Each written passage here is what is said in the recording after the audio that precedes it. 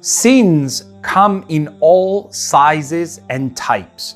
Sins have many different names in the Quran, even though in English it's just simply translated as sin.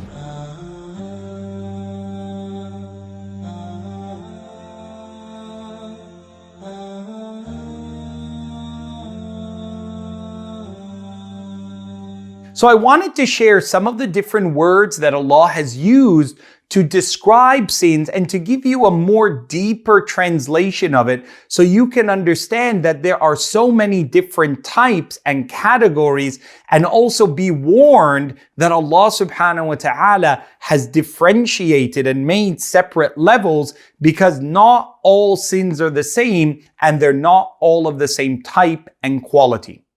The first word that we're going to study, of course, is zalla. Allah subhanahu wa ta'ala says to us in the Quran that human beings, they can have a slip up. Zalla means like you slipped. And that word usually is used when a person didn't intend it. It wasn't thought about before doing it. So as they were talking, zallatil lisan, their tongue said something, it was a slip of the tongue. They didn't really mean to say that.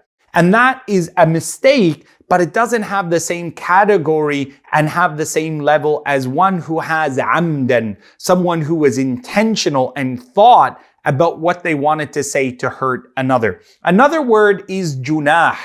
Junah means a transgression that goes to a particular extent, to a particular place. And Allah warns us not to have the type of behavior and mindset where we're willing to go all the way to the margins, all the way to the end, all the way to the furthest place where other people don't go. And Allah warns us to be from those who enter and have this type of behavior in our lifestyle.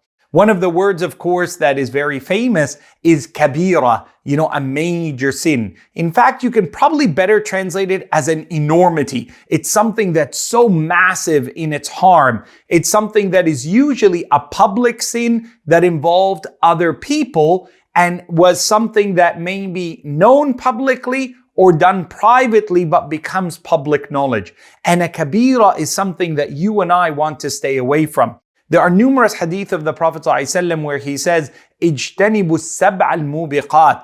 Be careful never to go near the 7 enormous major sins. We'll study those as we proceed in our discussion, insha'Allah. Another word is hawban. Where a person is negligent of their family and their obligations. Where a person, doesn't look after their spouse, doesn't look after their children, doesn't look after their brother and their sister. They're not careful with their mother-in-law, sister-in-law. They don't look after their cousins in the way they should. And that is a very sensitive word that Allah uses in the Quran.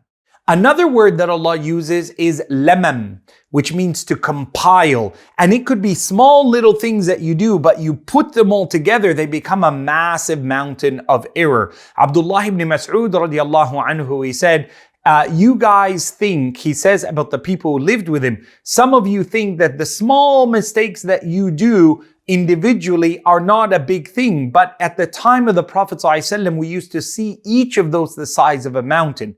And then he warned us he was saying that those small mistakes, أَحَاطَتْ بِهِ خَطِيئَتُهُ, that they can become like a wall that surrounds you, like they're little bricks, small lies, small. It actually builds a wall of sinfulness before Allah subhanahu wa ta'ala. Be careful of compiling small mistakes and thinking it's just something small. It's not a bad thing. It's just a small thing every so often, because they come together to make a massive mountain. May Allah protect all of us. Allahumma ameen.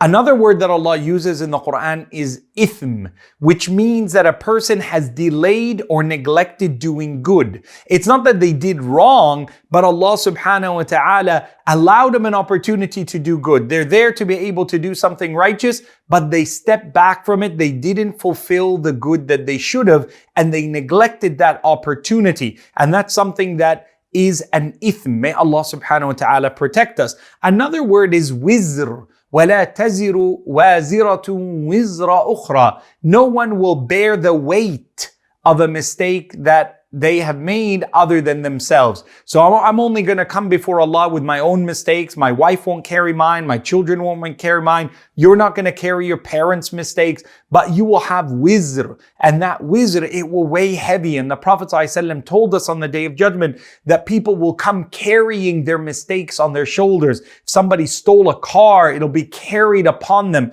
It'll be a weight that breaks their back on the Day of Judgment. Another word that Allah uses, and you might hear this, is dhanb. Dhanb means a humiliating consequence of an action that we've done. You did something that's going to bring you humiliation. People are going to say, how dare you do that? Why would you use those words? How dare you raise your voice in that way? How could you use that vulgar, offensive language? How dare you look at these haram things? You know, it's something that you made a mistake that brings about an evil consequence, a bad consequence behind the action that you have performed.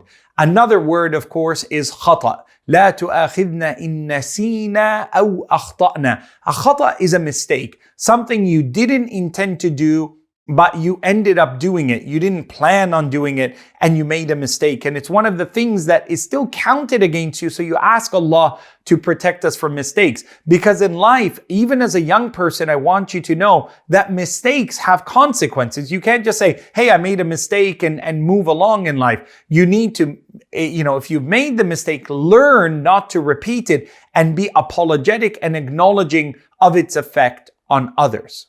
Another word is sayyi'ah. This sayyi'ah is a shame, something that brings you shame, something you don't want people to see or know that you've done it, something that's going to label you and shame you in front of others and in society and within our Islamic community and culture. So when you make a sayyi'ah, it's a disgraceful action because you know before doing it, it's something identifiable to all in society that that's something that should not be done by a Muslim.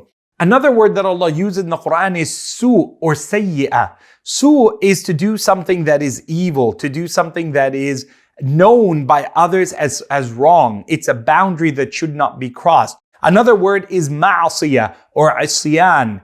Ma'asiyah is where you choose to oppose a command of Allah. You know what Allah has asked, you know what Allah has ordered, what the Prophet ﷺ taught, and you become asi. You oppose it in your action. You do other than it in your words, and you take a step away from Allah and the tradition of His Prophet ﷺ. Another word that Allah used in the Quran is fahisha, which means a public display of error, a public display of haram. That you don't care if people see you do what's wrong and you say, here I am world, I'm going to show you that I have opposed Allah. I'm going to go against what the Prophet taught, sallallahu alaihi wasallam. So you become fahish, and it can be with words, with actions, or with your written material. May Allah protect us from having fahisha in our life. Allahumma ameen. Another word that Allah uses is dhulm. And Allah uses the word dhulm, ظَلَمُوا أَنفُسَهُمْ, wrong themselves. Wronging yourself means that you've done something that's going to bring you harm even though you did it willingly. And you didn't pay attention to the fact that you're actually going to hurt yourself. Dhulm usually is referred to as oppression when you wrong somebody else. That's the second part of it. But if you imagine Allah says, ظَلَمُوا أَنفُسَهُمْ, nobody really wakes up in the morning and says, I want to hurt myself today. But when you make the wrong choice, knowing you're making the wrong choice, you're hurting yourself. And people will say, why are you doing this? Why are you doing this to yourself? Why are you doing this to us? Don't you know you should stop this? ظَلَمُوا أَنفُسَهُمْ. May Allah protect us from wronging ourselves by following a path other than the path of the Prophet Muhammad sallallahu alaihi wasallam. The other dhulm is oppression of others, wronging others, asking others what they can't have and can't do and can't fulfill. And the word dhulm is the opposite of wisdom. It is to put things in the wrong place, to ask people for the wrong thing, and to do the wrong thing at the wrong time with the wrong people. May Allah protect you and I from this. Allahumma ameen. Finally, and there's many other words, there is munkar, which means something that is immediately recognizable as haram. Munkar is one of the things that you and I want to stay far away from. It's an evil act that is known by its definition. May Allah protect us from the munkar that is in our hidden life and privacy, and the munkar that other people may see of us. May Allah subhanahu wa ta'ala allow us to be far and distant from all of those type of sins. Allahumma ameen.